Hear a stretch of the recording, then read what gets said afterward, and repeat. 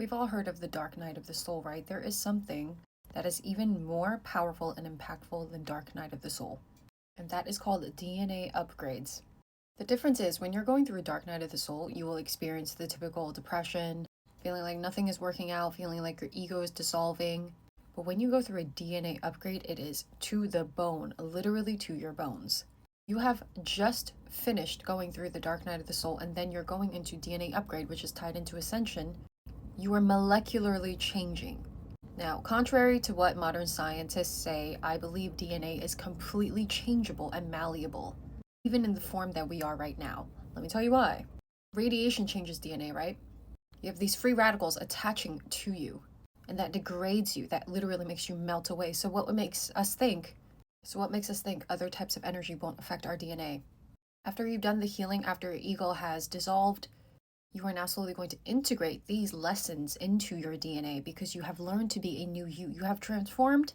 You are no longer that caterpillar, you are that butterfly. You have gone through a metamorphosis. So here is how you know if you are going through a DNA change.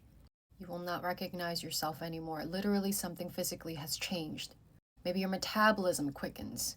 Maybe your eye shape kind of changes. Your face shape kind of changes. The way your body holds its fat changes. How you think, how you operate in life changes completely too. Your brain will be much quicker to react to things in a strategic way than it was before. You won't be acting through your trauma anymore, and it will be instinctual. You're not actively trying to force yourself to integrate these lessons. It's already embedded in you. Physical symptoms are bone pain. When you're going through ascension and DNA upgrades, a lot of spiritual teachers all the way back from the 60s have been saying the same things, and it has happened to me and so many other spiritual people. Your bones will ache, your joints will ache. You will go to the doctor, think you have rheumatoid arthritis, nothing is happening. Your ears will also be constantly ringing. Not only that, you will experience constant exhaustion for at least 6 months to a year, and it is different from the dark night of the soul type of exhaustion. This is like, I can't get out of bed to even pour myself a cup of water exhaustion. And it's not because you're depressed, it's not because you're sick, you're completely fine.